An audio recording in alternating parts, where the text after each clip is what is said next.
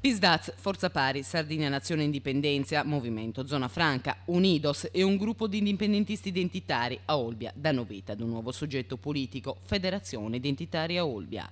L'aggregazione di forze identitarie sarde nasce dal percorso intrapreso in laboratorio Gallura, finalizzato alla creazione di una rete di partiti politici spesso distaccati a livello regionale, ma che a Olbia sono riusciti a condividere filosofie politiche e obiettivi.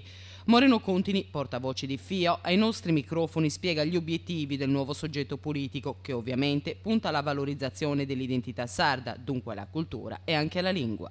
Il gallurese molti pensano sia un dialetto, invece è una lingua. Noi dobbiamo attivare anche tutti quei meccanismi formali per far sì che questa lingua venga formalizzata e venga usata anche istituzionalmente, per fare un esempio. E poi un rilancio anche dell'economia locale. Assolutamente, un rilancio dell'economia locale che sia anche in sintonia con quelle che sono le nostre inclinazioni, cioè proprio le inclinazioni del popolo olbiese, non fatta un'economia di mera speculazione dove chi mangia sono coloro che arrivano da fuori con i capitali e noi andiamo a fare manovalanza quando ci va bene. Di Federazione Identitaria Olbia, oltre a Contini, fanno parte John Loi di Sardinia Nazione Indipendenza, Tino Careddu, PISDAZ, Tonino Pizzadili, Unidos, Pasquale Congiu, Movimento Zona Franca e un gruppo di cittadini indipendentisti, sovranisti, liberi da vincoli partitici.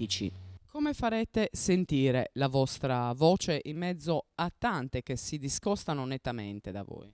Sì, sappiamo che non è un lavoro facilissimo, che ci vorrà molto impegno. Noi partiremo proprio col vivere la città, con incontrare le associazioni di categoria, le organizzazioni, comitati, eccetera, di incontrarli personalmente. Quello che vogliamo cambiare è la mentalità, non attrarre il voto per una qualche competizione elettorale fine a se stessa.